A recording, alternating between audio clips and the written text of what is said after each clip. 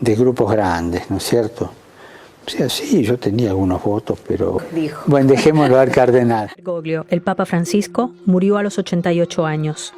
Francisco llegó al trono de San Pedro el 13 de marzo. El mundo se detuvo la mañana del 21 de abril. El Papa Francisco, el hombre que desafió estructuras, que predicó la humildad y que marcó una nueva era para la Iglesia, había muerto. Pero lo que nadie esperaba, era que ese mismo día, su primer y único amor rompiera el silencio. Amalia da Monte, la mujer que estuvo a punto de cambiar el destino del hombre que terminaría siendo papa, lo cuenta todo. Sí, hubo una carta. Sí, hubo una propuesta de matrimonio. Y sí, hubo una historia de amor que pudo cambiar la historia del Vaticano para siempre. ¿Qué habría pasado si Jorge Mario Bergoglio no hubiera elegido la sotana? ¿Y si el amor de su vida hubiera dicho que sí? Hoy, Amalia confiesa todo. Lo que vivieron, lo que soñaron yo años después. Porque lo fuimos, lo éramos. Un día, Jorge me escribió una carta. En ella había un dibujo, una casita blanca con techo rojo, y una frase que, aunque hayan pasado décadas, aún retumba en mi memoria como si me la hubiera susurrado ayer: si no me caso con vos, me hago cura. Yo no le dije que no, no fue mi corazón quien lo rechazó. Fue mi madre, quien al descubrir la carta, quien fue Jorge, antes de ser Francisco, porque detrás del líder espiritual hubo un niño enamorado. Y esa historia fue real. Dicen que hay decisiones que cambian el rumbo de una vida, pero Jorge Mario Bergoglio tomó una que cambiaría la historia del mundo. Lo escribió siendo apenas un adolescente, con el corazón en la mano y la tinta temblando: si no me caso con vos, me hago cura. Y lo cumplió. Lo que comenzó como una promesa de amor frustrado, se convirtió en el inicio de una transformación divina. Dejó atrás su barrio, su primer amor, su casita soñada con techo rojo, y la única mujer que estuvo a punto de casarse con el futuro papa, se quedó en Argentina. Llevó una vida sencilla, sin escándalos, sin titulares. Se casó, tuvo hijos, y años más tarde, se jubiló como una mujer más entre millones. Pero en su mirada aún vive aquel niño que la hizo soñar con una vida distinta. Era un buen muchacho, muy especial, grande, maduro, una maravilla de persona, susurra ahora, con esa mezcla de nostalgia y cariño que nunca se borra del primer amor. Quiero ser enterrado en Santa María Mayor. ¿Ah, sí? Sí, porque es mi gran devoción. Cardenal Camarlengo por el propio Papa Francisco en 2019, aunque su figura cobra relevancia a partir de ahora, después de la muerte de... Y ahora que el Papa Francisco ha muerto, la historia que cayó durante décadas cobra un nuevo sentido. Porque detrás de la figura sagrada hubo un chico enamorado, un amor que no terminó con un beso, sino con un destino sellado por la fe. ¿Y si ese amor nunca hubiera sido interrumpido? ¿Y si Amalia hubiese dicho que sí? Quizás hoy no estaríamos hablando de un papa, sino de un hombre común, con una vida ordinaria, en un barrio de Buenos Aires. Pero la vida eligió otro recuerdo distinto. Lo veo como aquel niño que me dibujó una casita blanca con techo rojo. La veo tan viva en mi memoria, como si aún la tuviera guardada en el cajón de mi mesa de luz. Esa casita no fue solo un dibujo, fue una promesa, fue el símbolo del amor que no fue, y del papa que sí fue. Y ahora que ha partido, el primer papa jesuita, el primer papa latinoamericano, el que llegó desde el fin del mundo, no puedo evitar pensar que su papado no empezó en Roma, ni en el Vaticano, empezó en Flores. En una callecita de Buenos Aires, con un amor que no pudo ser. Fue un papa que incomodó, que rompió esquemas, que habló de amor sin fronteras, de fe sin barreras. Bendijo lo impensable, enfrentó lo intocable y abrazó lo que muchos aún rechazan. Lo llamaron el Papa Rojo, lo acusó, destituyó intocables y colocó a los jesuitas, su orden, en el centro del tablero. Un movimiento que en cualquier otra institución sería una reestructuración, pero en la Iglesia fue una revolución. Su golpe más audaz fue en 2022, una reforma quirúrgica al corazón del Vaticano. Con la Praedicate Evangelium, dinamitó la vieja burocracia y creó un sistema nuevo donde todo, absolutamente todo, responde directamente al Papa, sin filtros, sin muros, sin curas con coronas invisibles. Y para rematar, le quitó el poder a la temida doctrina de la fe y puso como eje al dicasterio de evangelización, encabezado por él mismo. ¿El mensaje? Claro, la Iglesia ya no se mira a sí misma, ahora mira al mundo, pero el Papa ya no está. Y la pregunta es inevitable: ¿durará su legado, o será desmantelado pieza por quienes lo resistieron desde las sombras? Porque en este nuevo cónclave, no solo se elige a un Papa, se elige un rumbo, el del cambio, o el del retroceso. Y lo que se decida en los muros del Vaticano, resonará por generaciones. A Jorge siempre le molestó el poder cuando no tenía alma. Lo recuerdo indignado, incluso de joven, cuando veía abusos de autoridad o cuando alguien se aprovechaba de los más vulnerables. Y eso no cambió cuando se convirtió en papa. Yo no entendía mucho de reformas vaticanas, ni de dicasterios, ni de leyes canónicas. Pero cuando me enteré de que Francisco había permitido que cualquier fiel, sí, cualquier persona, sin sotana, sin púrpura, sin títulos eclesiásticos, pudiera dirigir un organismo del Vaticano, supe que él seguía siendo el mismo muchacho con principios firmes. Eso es Jorge, pensé. Siempre creyó que el corazón pesaba más que los títulos. Para muchos fue escandaloso. Para mí, fue un acto de justicia, porque abrir el Vaticano al mundo laico, en una institución que hace solo unas décadas rezaba en latín y se comunicaba de espaldas al pueblo, eso es más que una reforma, es una revolución, y como toda revolución, tuvo enemigos. Muchos no lo dijeron abiertamente, pero lo sentí en los comentarios, en los silencios incómodos.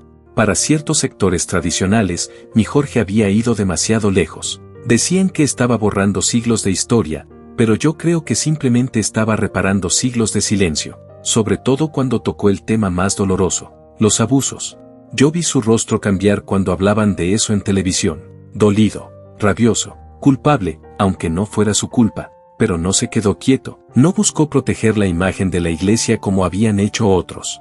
Él prefirió perder popularidad antes que complicidad. Eliminó el secreto pontificio, exigió que cada caso se investigara. Dijo que el silencio también era pecado, y cuando pidió perdón públicamente a las víctimas, no era el Papa hablando, era Jorge, ese muchacho bueno del barrio de Flores, que odiaba las injusticias aunque le costaran amigos. Hoy muchos se preguntan si el próximo Papa seguirá su camino. Yo no sé qué pasará en ese cónclave, pero sé lo que Jorge dejó sembrado, una iglesia que ya no mira solo a Roma, sino al mundo, que se atreve a escuchar a los laicos, que se limpia por dentro. Y aunque ya no esté, su voz sigue sonando, quizás no desde un balcón en la Plaza San Pedro, pero sí en los corazones de quienes aún creemos que el Evangelio no se reza solo en templos, también se vive en las calles. No fue una encíclica, no fue una misa, fue un pacto, y quizás el más polémico que firmó el Papa Francisco durante todo su papado. ¿Dónde? En un lugar donde pocos se atreven a hablar alto, China, sí. Aunque suene increíble, el Vaticano y el régimen comunista de Xi Jinping firmaron un acuerdo histórico en 2018, sin fotos, sin flashes y con cláusulas que hasta hoy siguen siendo secretas. ¿La jugada? Un trueque espiritual disfrazado de diplomacia. China permitiría la existencia legal de obispos católicos, pero con una condición, tendría voz directa en su nombramiento. Por primera vez, el Partido Comunista podría intervenir en decisiones que, hasta entonces, eran sagradas, exclusivas del Papa. Desde el Vaticano se vendió como un gesto de apertura. Desde dentro, muchos lo vieron como el principio de una claudicación. ¿El objetivo? Tener presencia donde hay más de 1.000 millones de almas. ¿El precio? Renunciar a la autonomía espiritual. Y mientras los fieles chinos son vigilados, censurados y hasta perseguidos, Francisco guarda silencio. No una crítica, no una palabra sobre los campos de reeducación, ni una mención sobre los templos cerrados o los sacerdotes desaparecidos. Al contrario, ha elogiado la riqueza cultural del pueblo chino como si fuera un discurso preparado por la diplomacia de Pekín. Pero esta no fue la única omisión, porque mientras apretaba los tornillos en la curia romana, Francisco fue cada vez más silencioso frente a algunas de las tragedias más brutales de nuestra época. Ucrania, Venezuela, Nicaragua. Silencio, pausas, diplomacia pasiva. Una actitud que ha desconcertado a fieles, analistas e incluso miembros de la Iglesia. ¿Por qué levantar la voz dentro y callar fuera? Solo en el mundo musulmán hubo actividad visible, viajes a Irak, Marruecos, Egipto, Bahrein, Emiratos Árabes. ¿Puentes de paz? Tal vez. ¿O una estrategia de imagen que evitaba los terrenos donde había que señalar con nombre y apellido? Y mientras eso pasaba, otro movimiento se gestaba en silencio, el desmantelamiento del viejo mundo lo llamara Papa Francisco, hoy rompe el silencio para despedirlo a su manera. Cuando lo vi en esa silla de ruedas, sin pompas, sin cardenales, acompañado solo de su enfermero, entendí que estaba diciendo adiós a su modo, como siempre hizo todo, a contracorriente. Amalia no habla como una experta en política vaticana. Él no era de los que buscaban aplausos, y mucho menos dentro de la Iglesia. Lo querían más afuera que adentro, y eso nunca lo detuvo. Durante más de 12 años, frente a las voces del sur global, para los que siempre fueron mirados desde arriba. Y sí, eso generó amor, pero también resistencias. Amalia lo sabe, muchos en Roma no le perdonaron cambiar las reglas. Pero Jorge no vivía para complacer cardenales, vivía para servir. Y ahora que ya no está, comienza el capítulo más difícil, el después. ¿Qué iglesia deja? ¿Qué tan profundas fueron sus reformas? ¿Y quién se atreverá a continuar lo que él empezó? El cónclave que se avecina no será solo una elección. Será una batalla ideológica. Francisco construyó un nuevo mapa cardenalicio. Levantó voces en Asia, África y América Latina. Y por primera vez, Europa y Estados Unidos no dominan el juego. Pero lo más irónico es que muchas de esas nuevas voces son conservadoras. ¿Y si su apertura, al final, termina provocando un retroceso?, pregunta Amalia, sin esconder su inquietud. ¿Y si las puertas que él abrió, otros las vuelven a cerrar? Mientras el mundo lo despide con homenajes, desde la Casa Blanca hasta líderes religiosos del Islam y el judaísmo, ella lo recuerda sin títulos. Él mismo lo dijo: quiero ser recordado como un pobre desgraciado al que Dios le tuvo misericordia. Y yo creo que eso es lo que fue, un hombre común, con una misión inmensa. Y aunque ahora su cuerpo reposa en la Basílica de San Pedro, su legado, ese que dividió tanto como inspiró, apenas comienza a ser juzgado. Porque Francisco no fue un papa cualquiera, fue el papa que abrió puertas, y también heridas. La elección del próximo papa no será solo espiritual, será política, será estratégica, y será histórica. Porque aunque el mundo crea que los muros del Vaticano lo protegen de la polarización global, la tormenta ya entró por las grietas. Hoy, el Colegio Cardenalicio se prepara para uno de los cónclaves más complejos que se recuerden. 137 cardenales tienen derecho a voto. De ellos, 109 fueron nombrados por Francisco. Sí, más del 80% llevan su firma, su visión, su impulso. Pero cuidado, eso no significa obediencia ciega. Muchos lo admiraron, otros lo toleraron. Algunos lo resistieron en silencio. Y ahora que él no está, esas diferencias podrían explotar. ¿Seguirán su camino o cerrarán las puertas que él dejó entreabiertas? La batalla por el alma de la Iglesia no ha terminado, solo ha cambiado de campo. Y mientras se preparan para elegir al próximo pontífice, las piezas del ajedrez geopolítico ya están en movimiento. Estados Unidos, Irán, Europa, Rusia, todos observan, todos calculan, porque Francisco no fue solo un líder espiritual. Fue una figura incómoda, que agitó las aguas más tranquilas del poder mundial.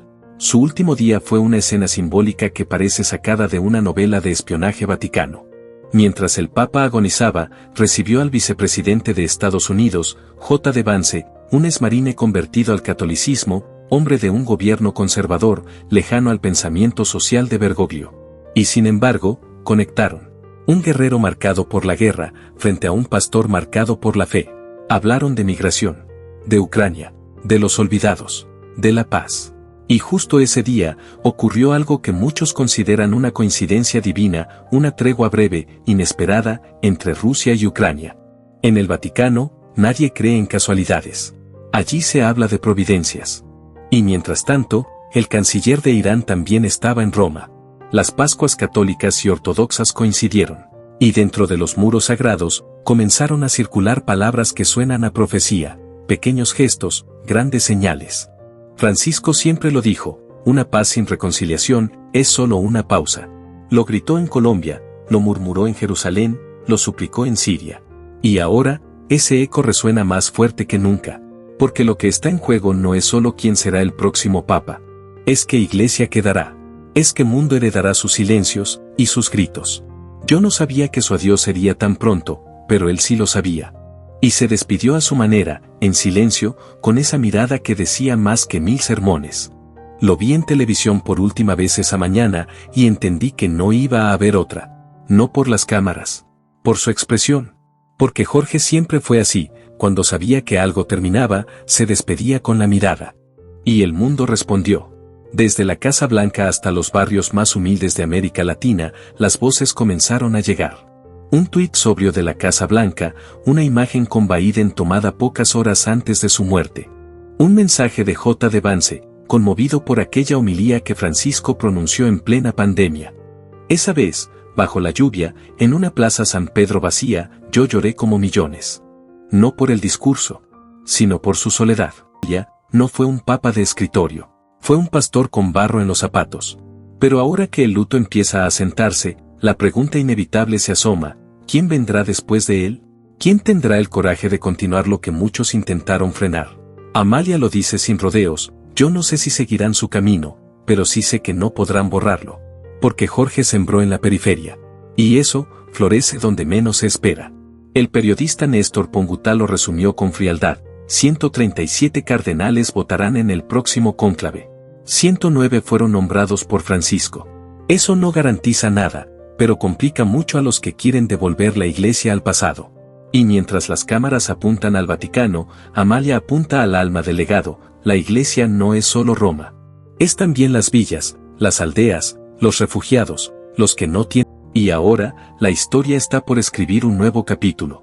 Pero lo que él dejó, no se desmantela con votos. Porque fue más que un papa.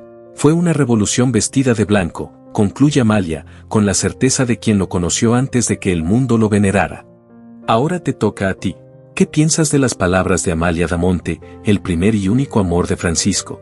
¿Crees que su historia con Jorge Mario Bergoglio podría haber cambiado no solo su vida, sino el rumbo mismo de la Iglesia?